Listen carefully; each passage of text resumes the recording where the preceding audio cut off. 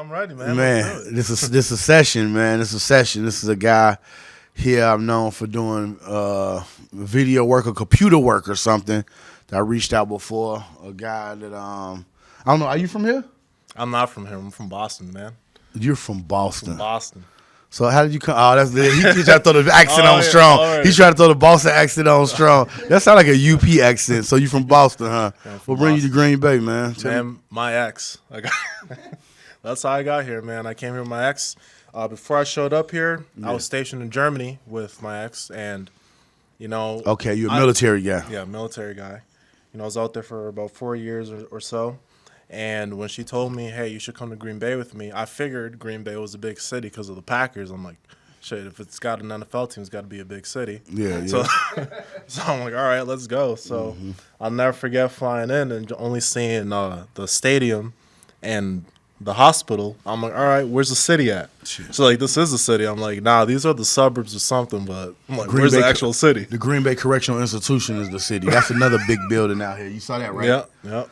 How do you? So you out the military? You got a dishonorable discharge or something? No, Purple Heart. What'd you get? No. I got out with an honorable discharge. It was good. I got out a little early. Yeah. Luckily, but I mean, it was good. 4 years, in and out.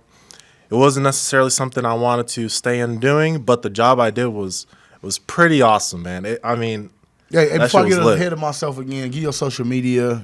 Tell everybody who you is. What do you want to go by today? So, the dude from Green Bay or who? What's going on? My name is King Jerome, and I go by the Genius Network Marketer on my website, on my social media, and whatnot. So I'll go touch on that little down the road and how. What is it called again? The Genius what? The Genius Network Marketer. The Genius Network Marketer. Doing it in a genius way, And you're King Jerome. King Jerome. Okay. Yes, King sir. Jerome? King Jerome, yep. All right, dope. All right, we got There that. you We go, got man. that. Hell You yeah. follow him on his websites or whatever, the Genius Perfect Marketer or what? GeniusNetworkMarketer.com. Okay.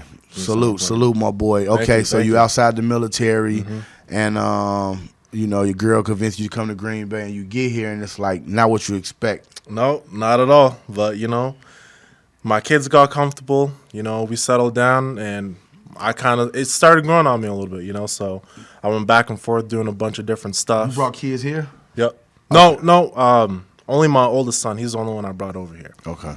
Because at the time he was like just a couple months old or maybe about a year.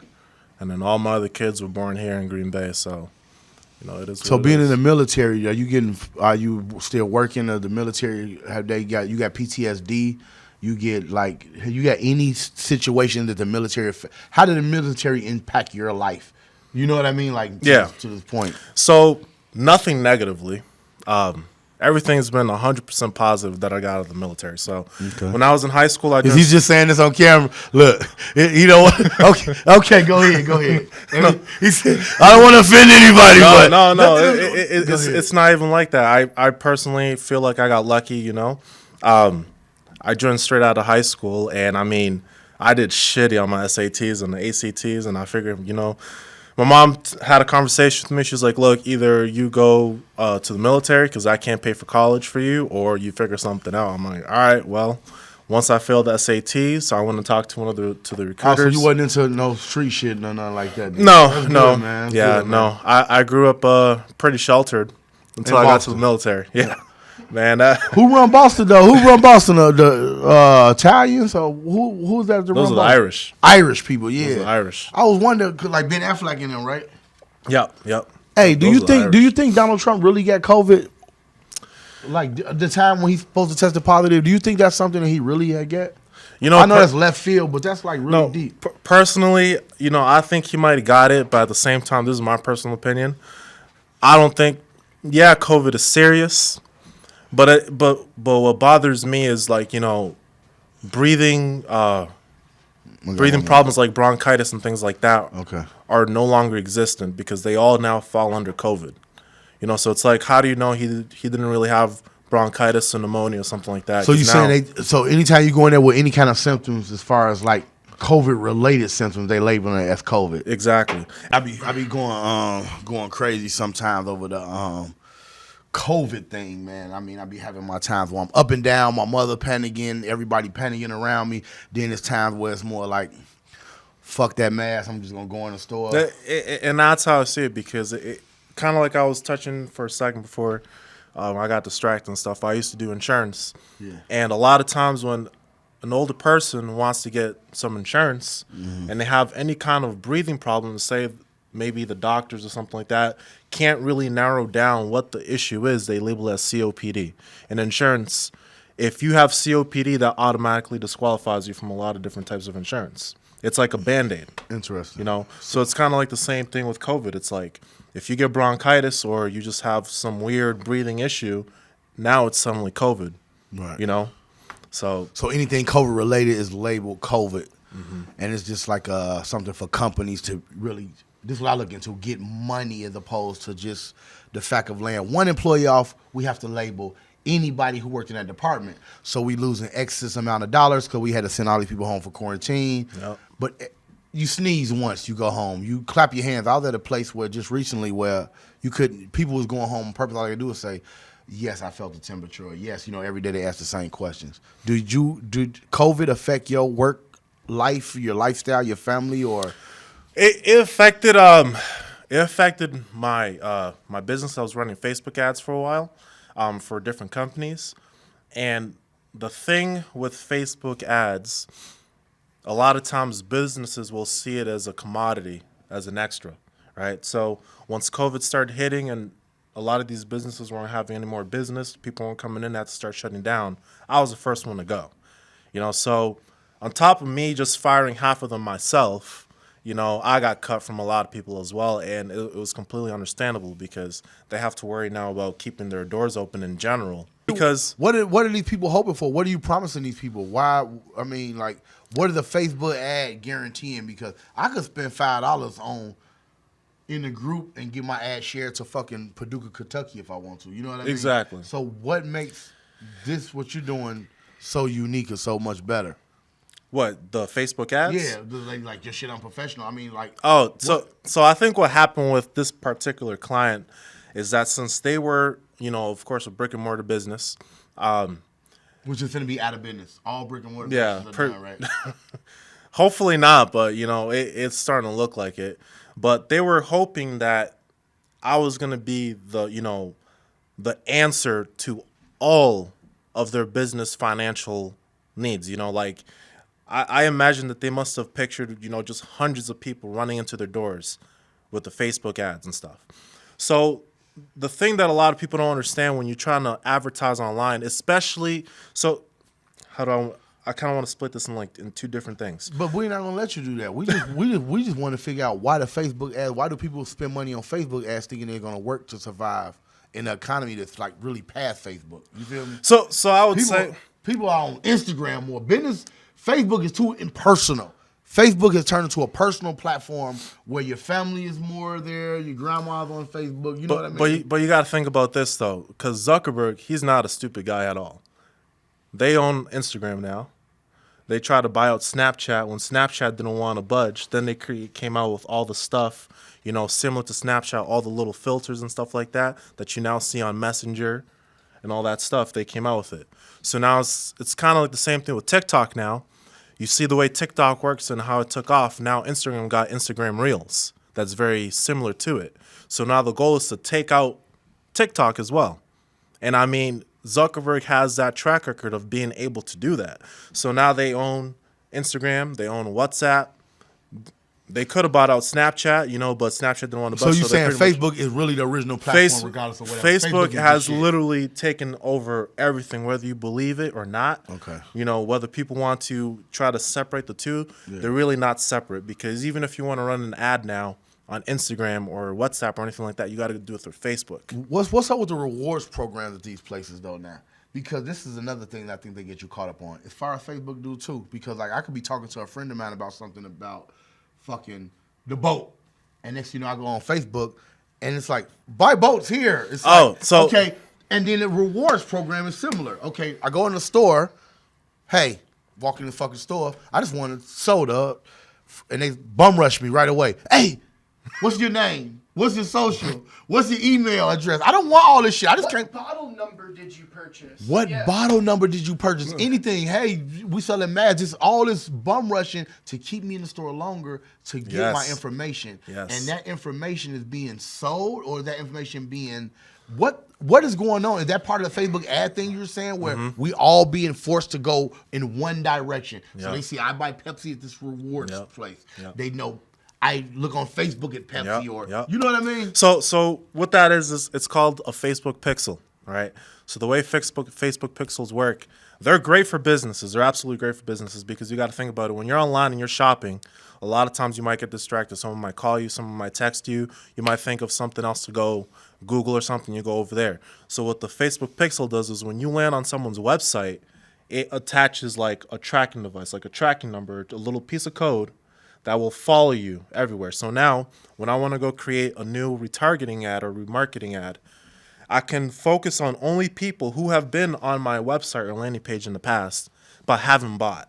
So it's like you can set up multiple pixels so you can tell how far someone got in your whole sales process. So if you came to my website, you signed up for my newsletter, but you didn't buy anything, a Facebook, wherever I place a Facebook ad, it will indicate, you know, how far you've gone in that process. So depending where you are, I can run a specific ad to get you back. And that's where you'll see ads like, hey, you forgot to finish this, to fill your cart or something like that. Are you interested? Are you still interested? Yeah. Okay, another thing with It's that. like Facebook's version of cookies, kind of. Exactly. So do you believe that's happening to your phone right now? Do you believe that people know you're right here at this location? Oh, hell yeah, dude. Oh, your hell phone yeah. right now is Hey, targeted. let me tell you. He's going to ask you about Hey, let me tell you, how man. was your visit? Hey. What is that about? Yeah. That's deep. So on Facebook, when you run an ad, right, and a lot of people don't realize that, you can target people by the location that they've either been at, by so for example, if I was an attorney or if I want to run ads for a DUI attorney, I can target what's the Brown County Jail address? 1919 Curry Lane. 30. You can't. How dare you disrespect? We need to call the sheriff now. How dare you disrespect Brown County? It's 30, okay? It's not 1919. You put respect on Lombardi. What is Lombardi's address? What is Lombardi's address? 1919? Yes, Oh, that's there you go. Lombardi's address. That's what I was thinking about. But My it's all the bad. Holy Grail. If I didn't know that, I'd get like lynched by everyone. Yes, exactly. You heard what he said. Okay, go ahead. Anyway, Fucking outsiders. All right, go ahead. Green and gold, go man. pack. Shit. but you can target people who've been in 3030 Curry Lane in the last 7 days, who've traveled to it, who live there, or who were passing through it. Those are little options that you have on that thing. So if you market to people who've recently been at 3030 Curry Lane, you're either going to get COs, police officers, or people who got locked up. Okay. Right? So now if you make the ad like, hey, were you recently, locked up for a DUI, blah, blah, blah, blah.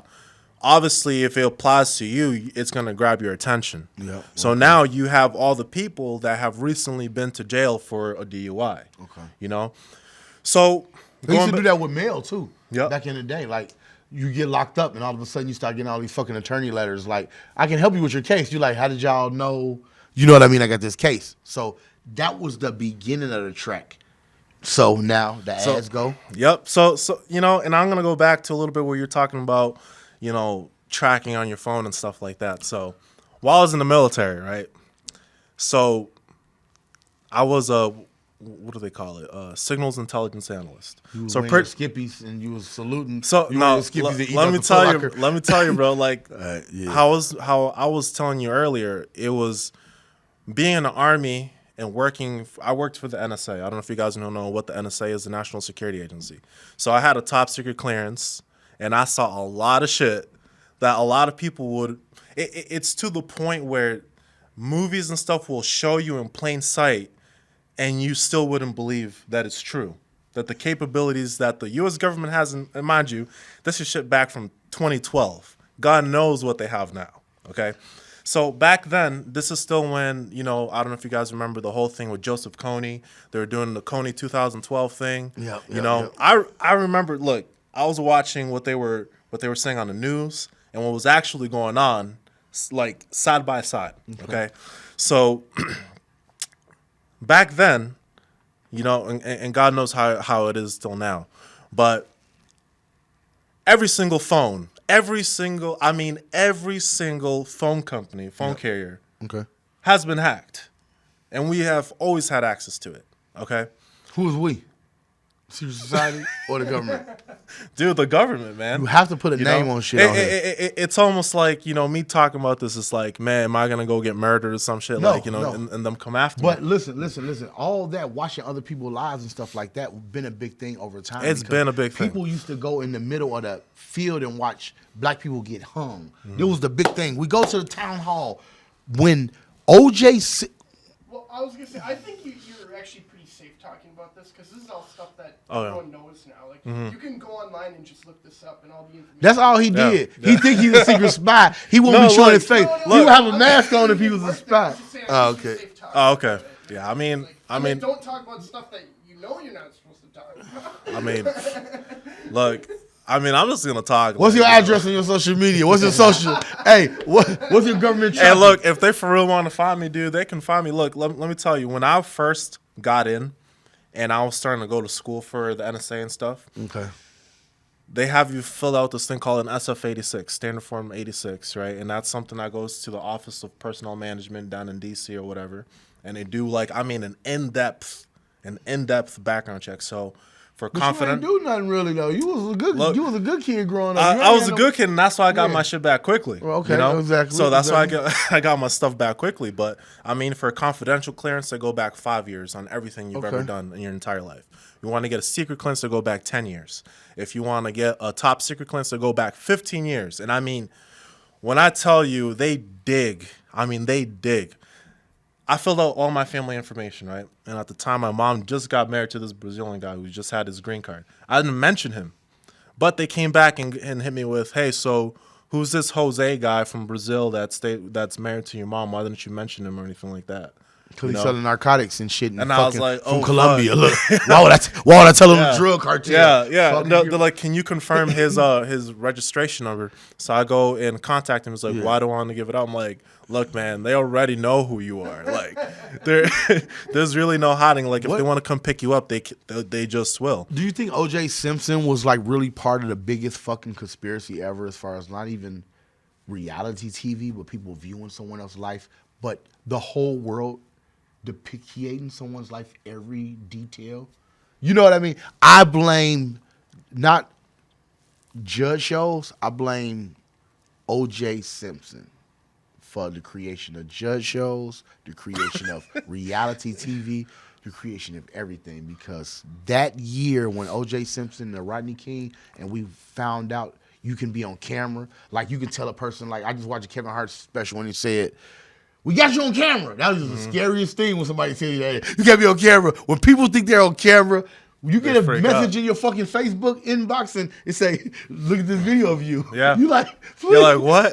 please don't have a video of me. But who would you say the reality, would you give OJ credit for something like that? Or I'd give him some credit.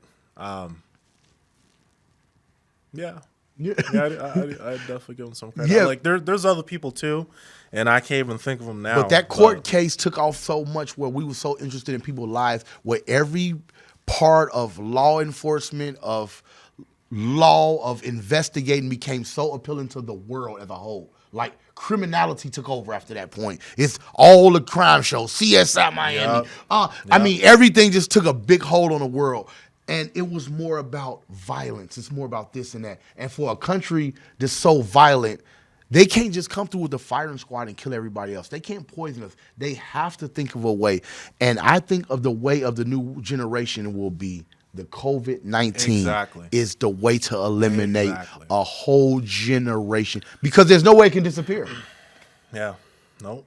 And this is the thing that freaked me out about it, is how Bill Gates was pushing for it, And the fact that Bill Gates in the past has been a very big, Event influencer. 201. Yeah, I know about all that. About population reduction, Yes. I'm like, so you're gonna be this giant advocate for population reduction, and now you are trying to save all these people with this vaccine. Like, I don't know, something seems a little fishy to me, you know, because our bodies are just magnificent machines, you know, like a lot of stuff, you know, we can end up getting, you know, cured on our own, you know. That's why they say kids can't get it, because kids are more smart on social media. Kids gravitate to stuff easier. Like my son could barely read, but he can go to YouTube and go to exactly what he's looking for. He might not know the words, but he know the language. And they're taking the cursive writing out of schools. They're doing all. Bill Gates and them are creating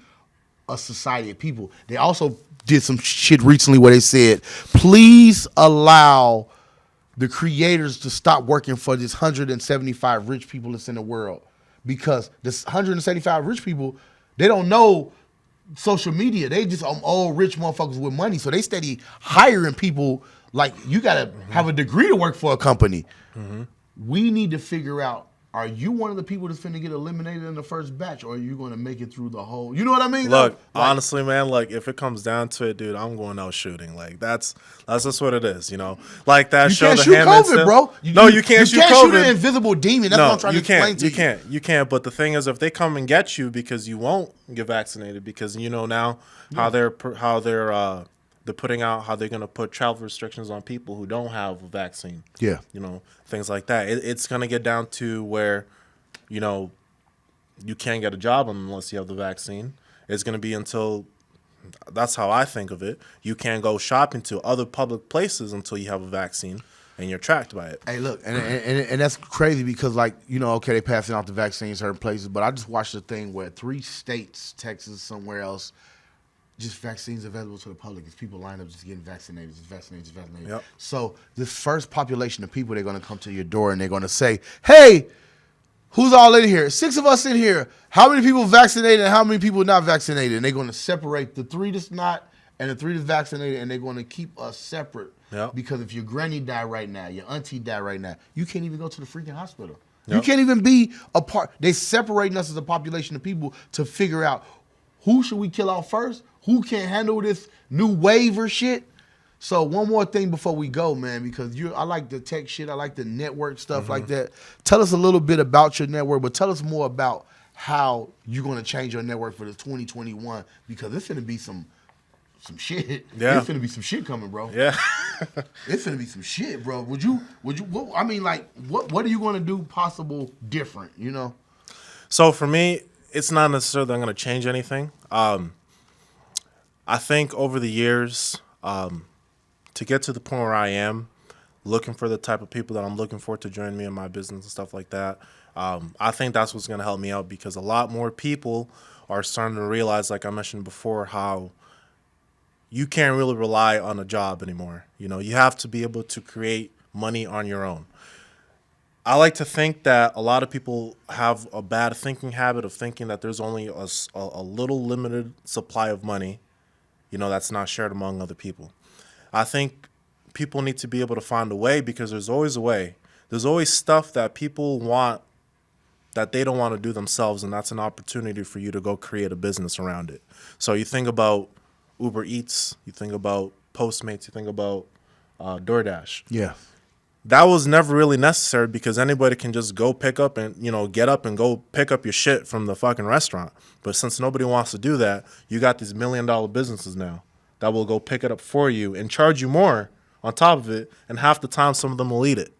You know? So what do you think of like Uber and then like the taxi cab, like how like the taxi cab drivers are like losing their jobs basically because of the competition with Uber and stuff?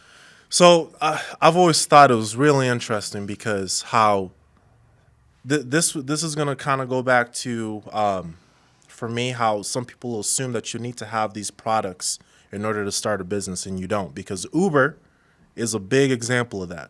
Uber does not own any taxi cabs or any cars or anything like that. That's every single person's own personal vehicle that they drive, yet they're able to completely take out You know why? taxi cabs. You know why? Why? Because they're tech savvy. Because taxi cab is a personal, private business of Uncle John. This is Uncle John's taxi stand. You Yep. know what I mean? Yep. Uncle John has been just getting money for years because Yep. Uncle John is comfortable with pulling up downtown or pulling up at the airport and everybody jumping in the cash. What Uncle John don't know, it's a 13-year-old child that's Yeah. scared to stand outside and look for the cab or wave a cab down, or it's a black kid that the cab won't stop for. So he going to hide in the house and say, "Hey, I'm Richard Wright at 906 East Wilson Street." You know what I mean? So the tech savvy world showing you everything is going digital. And they Everything also is want going your digital. credit card information. They also will give you a tab or set up an account for you through these platforms. Another way to fucking track you. And that's what I'm Exactly. saying. The main Exactly. thing is we have to figure out, are we going to be the trapped or the untrapped? You feel me? Exactly.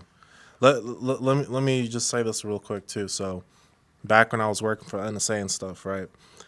My main area of operation was in Africa, right? Everything in Africa except Egypt because that belonged to somebody else. My specific job was tracking people using their phones, their smart devices, and things like that, and especially if they had a satellite phone.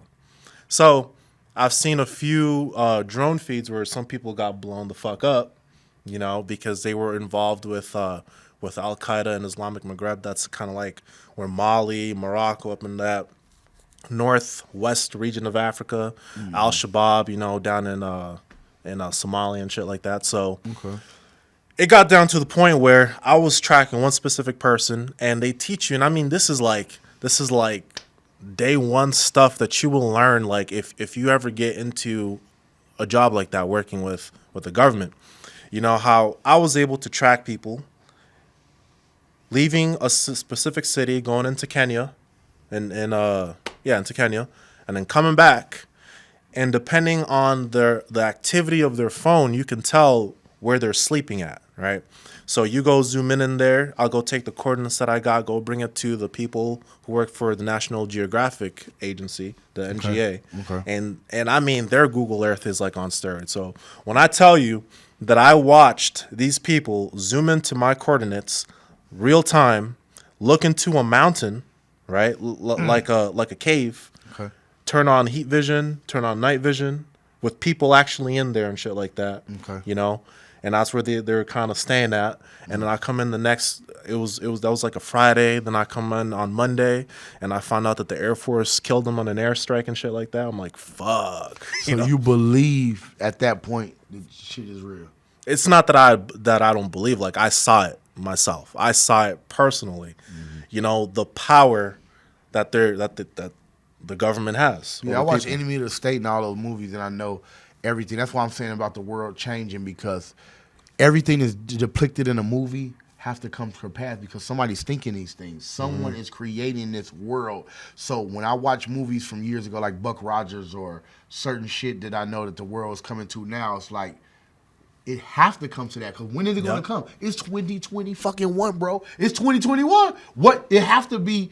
In a minute, we have to walk in McDonald's and our order's already taken for us because they know that John Williams loves the Big Mac at 7:30 in the morning. If you ever go check out a conversation about 5G on this YouTube channel called Valuetainment with Patrick Bet-David, he's the CEO of PHP Agency. Yeah. There's an interview he has with some guy. I can't remember his name, and he's talking about 5G, how it is in China, right? So 5G was already in China, right? So pretty much what it is, what he explains in the video is how you can step outside. So right now, you know, 4G and stuff is all from your phone, right? It's all from your phone. In China, if you step outside and you can say, I want a cab or a cab, there's so many cameras set up, so many cameras everywhere. It'll pick up your face, what you're saying, and it'll order you a cab, and it's right there. So right now, we can get away from it because it's all in our phones. But once 5G is completely everywhere, you can't escape it because you're in it. It's like you're in a video game. Like, you're in it. You can no longer escape it. What the issue is with 5G is that the fact that they have this infrastructure and all these cameras, and the 5G is what made everything super connected and super fast. You know, like I don't think they're actually like I heard like rumors that they're using 5G to like scan. I know that they can kind of do some sort of radar technology like off Wi-Fi routers and they can actually map like the inside of a room and stuff. But I don't think they're doing that with actual 5G towers. You know what they do? I don't know. I think that they have this like infrastructure, like cameras and routers and just like this already infrastructure that was. It's kind of I think it's Amazon that's doing it. GPS was made in the 50s. So much technology that people don't. And what, the internet wasn't even publicly available until what, was it the late 80s, 90s? What will we do? Like 90s. They had, I think in the 80s they did have, like the internet was starting to like first form, but like it was like private. Yeah, it was like for military use. Military use, and certain companies were using it too, I think. What were we doing without GPS though? And I realized it the other day that I'm really lost without GPS. If GPS don't give me where I'm fucking going, bro, I'm lost. I'm really serious. It's not funny. Yep. And it's crazy because I remember as my mom and them going to places, or I remember even in the neighborhood, and then I come to the realization I never left my neighborhood. I only traveled to places growing up that were familiar with me. They kept me trapped, which they do in all these communities, and that's why they cause of the murders and stuff, because they keeping everybody trapped. They keeping everybody separate. And I'm noticing like, damn, I need GPS to go every fucking where. And I'm like, what did I do before GPS? And I really look, I didn't do shit. You had an Atlas in your car. I mean, my dad maybe had it. My mom maybe had it as 16 and 17. I just drove, bro. Yeah. I drove with no intended destination. I found where I was going. I didn't never look at a map, bro. Like right hand, like type shit. One thing, Green Bay sucks for navigation because, like, you know, you go to Milwaukee. At least it's like, you know, numbered streets and then named streets. So you could be like, you know, like Roosevelt and 20th Street. Boom, grid. You know that's right here. But, you know, in Green Bay, it's like, okay, you go down Velp and you take a right and a left, and it's like, we don't have, like, that nice grid. And you got streets here, like, on the east side over here, that's a one street that splits 3 times, you know, it's like, I don't know. It's and then they have 2 names for every road in Green, you know. What do you think about the roundabouts? I fucking hate roundabouts. I love them, actually. Like them. You know, I love them. I ride the shit out of them. You don't cuss everybody out when you should take their time. I cut everybody off. They do. They do. Are you serious? Do. Yeah. I guess see. That's what I'm saying about driving. I'm like, roundabouts throw me off. But once again, man, it's Tommy Boy 43 North. Yeah, do your social media. Do your social media, my I'm King Jerome. You can find me at thegeniusnetworkmarketer.com. A lot of great information out there. That's all I'll tell you guys. Go check it out if you like. And one thing I'll talk about with network marketing, I'll not hear, nor will you ever see on my podcast or on my website me ever mention the company I'm actually with, just because it's not me trying to keep it a secret or anything, but it's just because I'm just strictly trying to give out value, you know, on how to properly do it without burning bridges with your friends and family, you know, because there are people out in the world who actually want to do what you're doing. You know, you just got to be able to find them, and that's the name of the game. Thanks again, man. Hey, that's the name of the game. Networking, that's what we doing here. We reaching out to people in the community. That's what I'm a part of, man. Reaching out to this brother and, you know, put him on a platform, on my platform, and put him on other platforms to let them know we can come together and can grow in a town like this. So shout out your Boston people. Shout out everybody from everywhere. 43 North, baby. There you go, man. Have a good one.